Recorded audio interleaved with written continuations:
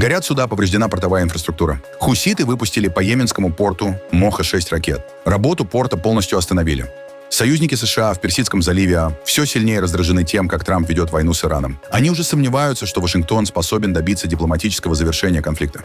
Китай нашел способ обходить высокие пошлины США. Схема простая. Китайский товар приезжает в третью страну, там его переупаковывают и отправляют в Соединенные Штаты. Марокканские силовики разогнали толпу мигрантов, которые по призыву в соцсетях собрались у границы Марокко с испанским анклавом Сеута. Поколение Z показывает худшие результаты в базовых школьных дисциплинах, чем предыдущее поколение. Неужели в этом виноваты гаджеты? 3 картины Ренуара, Сезанна и Матисса стоимостью в миллионы евро вынесли из итальянского музея меньше, чем за 3 минуты. А спустя 5 месяцев украденные шедевры нашли в обычной коробке из-под телевизора. А теперь об этом подробно и по делу. Это один день. Подпишитесь, поставьте лайк этому видео и оставьте свой комментарий.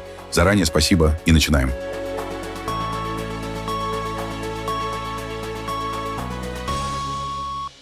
В йеменском порту Моха на побережье Красного моря после удара хуситов горят небольшие суда. Повреждена портовая инфраструктура. Власти Йемена заявили, что по порту выпустили 6 баллистических ракет. Погибли как минимум 4 мирных жителя. Хуситы утверждают, что били по военным объектам, складам оружия и кораблям сил, поддерживаемых Саудовской Аравией. Это не единичный удар. За последние дни хуситы резко усилили атаки на территории, контролируемые правительством Йемена. Сегодня порт Моха полностью остановил коммерческую и морскую деятельность. По данным администрации, за несколько дней по нему прилетело более 25 ракет, 7 человек погибли, ущерб оценивается примерно в $16 миллионов. Хуситы – вооруженное движение, которое контролирует значительную часть Йемена, включая столицу Сану. Они воюют против международно признанного правительства, которое поддерживает Саудовская Аравия. После нескольких лет относительного затишья боевые действия снова резко усилились. Нынешняя эскалация связана и с большой региональной войной. Хуситы поддерживают Иран, и после начала американско-израильской войны с Тегераном активизировали удары по противникам Ирана. В июле они объявили морскую блокаду Саудовской Аравии, а затем начали атаковать связанные с королевством суда и нефтяную инфраструктуру. Теперь под ударом оказался Моха. Порт всего в нескольких десятках километров от Баб-эль-Мандебского пролива. Через него проходит один из ключевых маршрутов между Красным морем и Аденским заливом. Поэтому новая серия атак угрожает уже не только самому Йемену. Любое расширение боевых действий может еще сильнее ударить по международному судоходству. Иран возложил на США и Израиль ответственность за нестабильность в Ормузском проливе.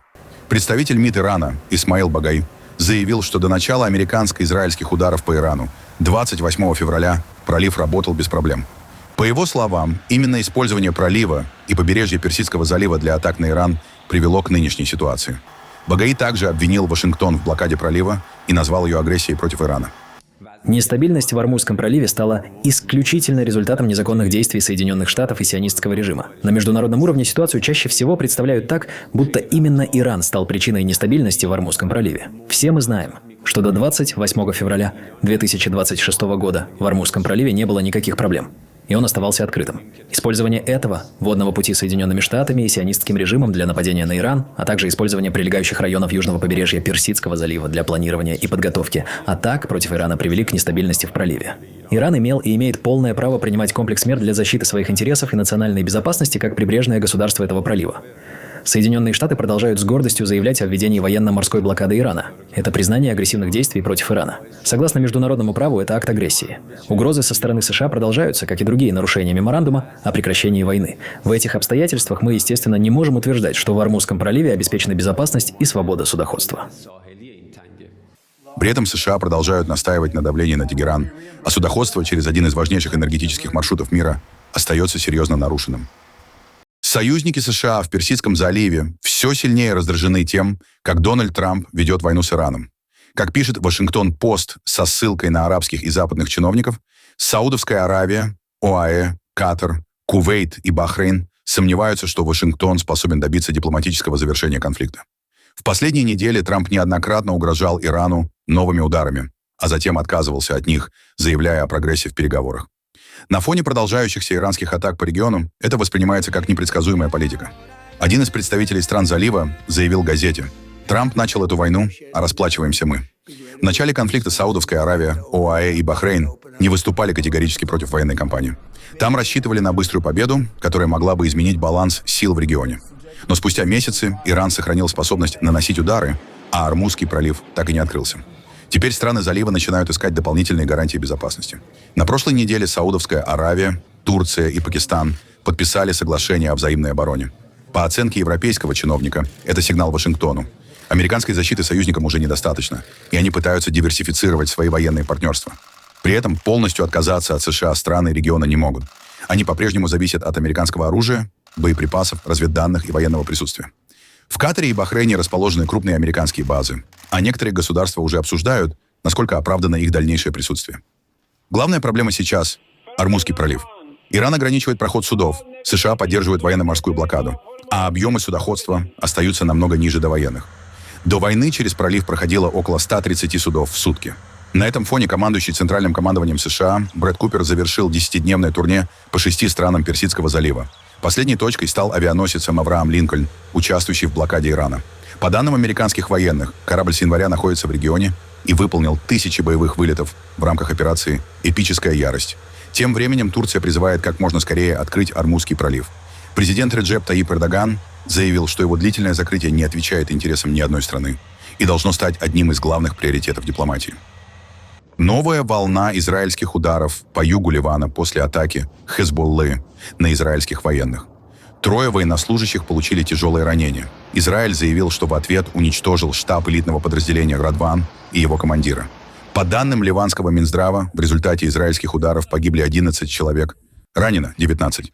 Среди погибших – женщины и дети. Ливанский премьер Наваф Салям потребовал прекратить атаки и заявил: если на территории страны есть военная инфраструктура, заниматься ею должна ливанская армия. В Хезболле назвали удары массовым убийством мирных жителей и обвинили Биньямина Нетаньяху в эскалации. Но удары продолжились. Этой ночью взрывы произошли в Бинджбейле и Тебехе. Под удар попали окраины Аль-Мансури. Также сообщается об артиллерийском обстреле нескольких населенных пунктов. Это одна из самых серьезных вспышек насилия после заключенного при посредничестве США перемирия, которое предусматривает разоружение Хезболлы и передачу контроля над югом Ливана ливанской армии. Террористическая организация «Талибан» отметила 5-ю годовщину захвата власти в Афганистане. В Кабуле у бывшего посольства США прошел военный парад. Бронемашины, флаги и лозунги о победе над западным присутствием. Представители движения назвали захват власти итогом 20-летней вооруженной борьбы. Талибан пришел к власти после вывода американских и союзных войск в августе 2021 года. С тех пор террористическая организация управляет страной, ограничивая права миллионов людей и оставаясь изолированной от большей части международного сообщества. Представители сил безопасности хотят обратиться к народу. Наш храбрый и героический народ, за последние 20 лет вы принесли бесчисленные жертвы. Вы оказывали нам финансовую поддержку, ваши сыновья отдавали за нас свои жизни. Мы тоже ваши сыновья и заверяем вас. Не сомневайтесь, мы никогда не оставим вас одних. Я по-настоящему счастлив, настолько, что не могу выразить это словами. Эта свобода очень много для нас значит. Мы добились этой победы благодаря жертвам наших павших и одержали большой успех. За 5 лет террористы Талибана установили контроль над Афганистаном, но его правительство по-прежнему не получило широкого международного признания. Россия стала единственной страной, официально признавшей правительство движения. При этом Талибан развивает дипломатические и экономические контакты с соседями и другими государствами региона, в частности, с Ираном и Пакистаном. Главное препятствие для признания власти талибов некоторыми другими странами региона – политика в отношении женщин и девочек. После возвращения к власти движение запретило девочкам продолжать образование после начальной школы, а женщинам работать в большинстве государственных учреждений. Им также ограничили доступ к общественной жизни и свободу передвижения. ЮНЕСКО предупреждает о замкнутом круге. Чем меньше девочек учатся, тем меньше женщин могут стать учителями, врачами и другими специалистами. Афганистан теряет кадры, необходимые для восстановления страны. Власти должны предоставить молодежи возможность получать образование в соответствии с нормами ислама. Правительство также обязано создавать рабочие места, чтобы людям больше не приходилось уезжать в Иран и Пакистан. 5 лет спустя Афганистан сталкивается с тяжелейшими проблемами в области прав человека, гуманитарной и экономической сферах, а также в сфере безопасности. Это оказывает огромное давление на афганский народ и создает угрозу стабильности и безопасности соседних государств и всего региона. Систематические репрессии талибов против женщин и девочек стали определяющей чертой нынешнего режима. Афганистан остается единственной страной мира, где девочкам запрещено получать среднее и высшее образование. Это грубейшее нарушение права на образование также имеет далеко идущие последствия для экономического развития Афганистана и предоставления жизненно важных государственных услуг. При этом террористы из Талибана утверждают, что соблюдают права женщин в соответствии со своим толкованием шариата. Но обещание открыть средние школы для девочек движение нарушило в 2022 году. В конце того же года женщинам закрыли доступ к университетам. Одновременно гуманитарные организации говорят о рекордном росте потребностей в помощи. Афганистан сталкивается с засухами, землетрясениями и массовой депортацией граждан из Ирана и Пакистана. Китай нашел способ обходить высокие пошлины США, отправлять свои товары через другие страны. Так утверждает Белый дом в новом докладе. В списке более 40 государств, включая Канаду, Мексику, Евросоюз, Индию, Японию, Южную Корею и Израиль. Схема выглядит просто. Китайский товар приезжает в третью страну, там его могут переупаковать, немного доработать или поменять документы. После этого груз отправляется в США уже как товар другой страны и облагается более низкой пошлиной. Белый дом считает, что таким образом в США ежегодно может попадать китайской продукции примерно на 75 миллиардов долларов. Из-за этого американский бюджет, по расчетам авторов доклада, недополучает от 19 до 26 миллиардов долларов пошлин в год. Теперь Вашингтон хочет вычислять такие схемы с помощью искусственного интеллекта. Американская таможня будет анализировать маршруты грузов, документы и происхождение товаров, чтобы находить подозрительные поставки. При этом речь не идет о том, что все эти страны сознательно помогают Китаю. Белый дом считает их маршрутами повышенного риска. А в Евросоюзе уже заявили, китайские товары могут законно проходить через европейские страны. И это само по себе не означает обход американских пошлин. Новая попытка массового перехода. И снова жесткая реакция силовиков. В субботу мигранты собрались у границы Марокко с испанским анклавом Сеута. Люди поднимались на холмы, пытались приблизиться к границе, но марокканские силовики их разогнали. В районе дежурят усиленные наряды, работают вертолеты.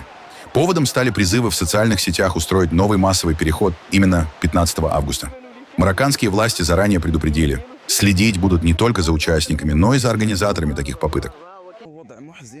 Печально, что люди выбирают такие пути. Бежать через море и добираться до мест, которые им не принадлежат. Они приезжают из других стран в такую жару под палящим солнцем. Даже представители властей и наши полицейские с трудом переносят солнце и голод. Сегодня утром они в форме и тоже еле справляются. Это опасно для нас, граждан, для властей и для самих мигрантов. Местность на этой горе очень сложная. Некоторые люди теряли сознание, другие падали, их затаптывали. Это очень печально. Я не хотел бы, чтобы такое происходило. Это продолжение кризиса, который начался около 2 недель назад. Тогда более 72 тысяч человек ринулись из Марокко в Сеуту, один из самых крупных миграционных прорывов в истории анклава. Большинство вскоре добровольно вернулись в Марокко, но тысячи остались в Сеуте. Теперь те, кто все-таки оказался на испанской территории, живут прямо на пляжах. Люди сооружают самодельные укрытия из палок и ткани, готовят еду на кострах и ждут, не зная, сколько продлится их пребывание. Мы, мужчины, с трудом это переносим. А что говорить о женщинах и маленьких детях? Мы не хотим, чтобы все происходило таким образом. Хотим, чтобы был легальный путь, каким-то другим способом. И, честно говоря, попасть туда невозможно, потому что там очень много сил безопасности.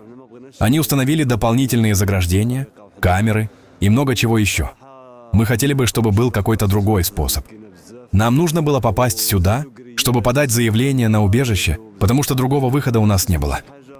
Некоторые говорят, что после массового перехода оказались фактически в ловушке. По их словам, им не хватает еды и воды. Среди мигрантов есть люди с травмами и хроническими заболеваниями. Мы не знаем, сколько еще будем так жить. Люди умирают. Некоторые по 4 дня не ели, потому что нас заперли здесь. Люди находятся в ужасном состоянии. У некоторых диабет, другие получили травмы. Сейчас мы ждем. Нам перекрывали воду, ни еды, ни воды, ничего. Но теперь мы не знаем, сколько еще пробудем здесь. 2 месяца или 3. Мы до сих пор не знаем. Сеута – испанский город на северном побережье Африки, со всех сторон окруженной территорией Марокко. Испания сохранила контроль над ним после того, как Марокко получила независимость в 1956 году. Поэтому сегодня здесь проходит внешняя граница Евросоюза с Африкой. Именно через нее мигранты пытаются попасть в Европу. В сербском городе Валево прошел марш студентов и оппозиционных активистов. Участники отметили годовщину столкновений с полицией 14 августа 2025 года и потребовали наказать виновных в, по их словам, чрезмерном применении силы. Акция прошла под лозунгом «Валево помнит». Демонстранты вышли от городской школы, прошли к зданию полиции и несли плакаты «Студенты победят». Организаторы заявили, за год никто не привлечен к ответственности. Протесты в Валево стали частью общенационального движения, начавшегося после обрушения навеса на вокзале в Нови-Саде в ноябре 2024 года. Тогда погибли 16 человек. Демонстранты обвиняют власти в коррупции и требуют политической ответственности и досрочных выборов. Я не знаю, состоятся выборы или нет. Мы все на них надеемся. Но пока шли сюда, говорили, что уже никто не верит в их скорое проведение. Все это затягивается, и у нас не остается другого выхода, кроме как при необходимости снова выходить на улицы и продолжать борьбу. А когда выборы все-таки состоятся, мы покажем им, что нас большинство. Мы здесь, потому что сегодня должны находиться именно здесь. Потому что именно в этом месте год назад государство в очередной раз перестало существовать.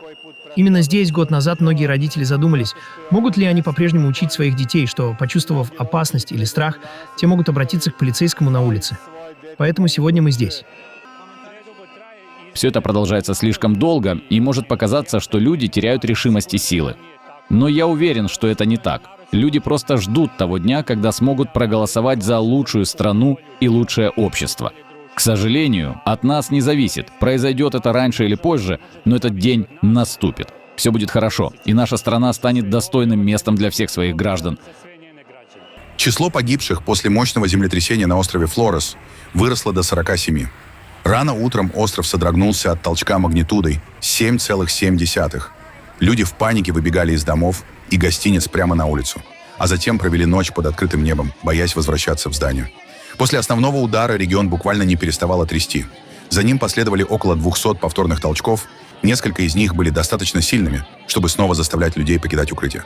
Около 2000 человек уже эвакуировались. В Маумере семьи разместили в импровизированных лагерях, но укрытий на всех не хватает. Сначала мы эвакуировались к зданию администрации округа, а затем нас перевели сюда. И до сих пор нам не дали ни одной палатки. Мы очень разочарованы, потому что тем, кто прибыл сюда позже, тоже должны выдавать палатки. Но мы ничего не получили. Здесь у нас 2 младенцев, сейчас они спят прямо под утренней росой. Пожалуйста, пожалейте их. Правительство должно обратить на это внимание. Когда вы сюда приехали, вас проигнорировали? Да. Мы пытаемся им об этом сказать, но люди просто приходят и уходят. Спасателям пока не удается добраться до некоторых районов. Дороги перекрыли оползни, местами пропала связь. Поэтому под завалами еще могут оставаться люди, а число погибших вырасти. Сразу после землетрясения власти объявили угрозу цунами и призвали жителей побережья уходить на возвышенности. Предупреждения позже отменили. После мощного землетрясения жители колумбийского города Кали сами вышли расчищать улицы. Вместе с коммунальными службами они собирают обломки, помогают спасателям и возвращают порядок в пострадавшие районы. Сильнейшее за последнее столетие землетрясение магнитудой 7,4 произошло в Колумбии 10 августа. Погибли 265 человек, почти 500 числятся пропавшими без вести, еще 3770 получили ранения. Пострадали и исторические здания. В одной из церквей стены покрылись трещинами, на полу и алтаре обломки штукатурки. Примерно через 2 минуты после того, как мы вошли в церковь, началось землетрясение. Мы укрыли людей под скамьями. Я тоже забрался под скамью вместе с ними и показывал, когда нужно будет выходить. Когда землетрясение закончилось, нам удалось вывести людей. Но затем мы заметили, что еще 3 человек оставались у алтаря. Соседи помогли нам вывести и их. Теперь жители Кали работают бок о бок со спасателями, разбирают завалы, выносят мусор и помогают тем, кто потерял жилье. Городские власти говорят, трагедия объединила жителей. Добровольцы несут пострадавшим воду, еду и инструменты, а тяжелая техника расчищает улицы. Мы вступаем в этап восстановления и возвращения к нормальной жизни. Сейчас мы переживаем горе, которое охватило всех нас. Но эта ситуация заставила нас собраться с силами и показать миру, показать Колумбии, что именно поэтому Кали называют филиалом рая, мирной столицей Колумбии. Кали — это все мы. Сейчас мы убираем улицы, собираем обломки. Да, мы переживаем трагедию, но эта трагедия нас объединит. Поколение Z может стать первым в современной истории, которое в среднем показывает худшие результаты в базовых школьных дисциплинах, чем предыдущие. Миллениалы лучше справляются с математикой, чтением, грамматикой и другими базовыми навыками. Исследователи связывают это в том числе с цифровизацией образования. В 2024 году американские школы потратили более 30 миллиардов долларов на ноутбуки, планшеты и другие устройства. Но заметного улучшения результатов это не принесло. Компьютер на уроке одновременно дает доступ к учебным материалам, играм, видео и соцсетям. Исследование с участием около 3000 студентов показало, почти 2/3 времени за компьютером они проводили не за учебными заданиями. Показателен пример штата Мэн. Там школьникам начали массово выдавать ноутбуки еще в 2002 году. За следующие 15 лет результаты стандартизированных тестов заметно не улучшились. Нейробиолог Джаред Куни-Хорват заявил в Комитете Сената США, что поколение Z стало первым, чьи результаты оказались ниже показателей предыдущего поколения. При этом специалисты подчеркивают, связь между экранным временем и успеваемостью есть, но гаджеты не обязательно являются единственной причиной. А теперь молодым специалистам приходится конкурировать еще и с искусственным интеллектом. Нейросети уже берут на себя часть задач, на которых раньше начинали карьеру новички. Нашему поколению приходится признать печальный факт. Наши дети обладают меньшими когнитивными способностями, чем мы в их возрасте. Когнитивное развитие стандартизированно измеряют с конца XIX века, и до сих пор каждое новое поколение превосходило поколение своих родителей. Поколение Z стало первым поколением в современной истории, которое уступает предыдущему практически по всем доступным нам показателям. От базовой концентрации внимания, памяти, грамотности и математических навыков до исполнительных функций и даже общего коэффициента интеллекта. И это несмотря на то, что представители поколения Z учатся дольше, чем учились мы. Судя по всему, дело в инструментах, которые мы начали использовать в школах для обучения. Как только в школах какой-либо страны широко внедряются цифровые технологии, успеваемость заметно снижается. Это показывают данные по 8-10 странам. Дети, использующие компьютеры в школе для обучения примерно по 5 часов в день, набирают более чем на 2/3 стандартного отклонения меньше, чем дети, которые редко или вообще никогда не пользуются техникой на уроках. 3 картины Ренуара, Сезанна и Матисса стоимостью $1 000 000 вынесли из итальянского музея меньше, чем за 3 минуты. Почти 5 месяцев спустя карабинеры нашли украденные шедевры в Парме. Их спрятали в подсобном помещении, в обычной коробке из-под телевизора. Речь о картинах «Рыбы» Пьера Агюста Ренуара, «Чашка и тарелка с вишнями» Поля Сезанна и «Одалиска на террасе» Анри Матисса.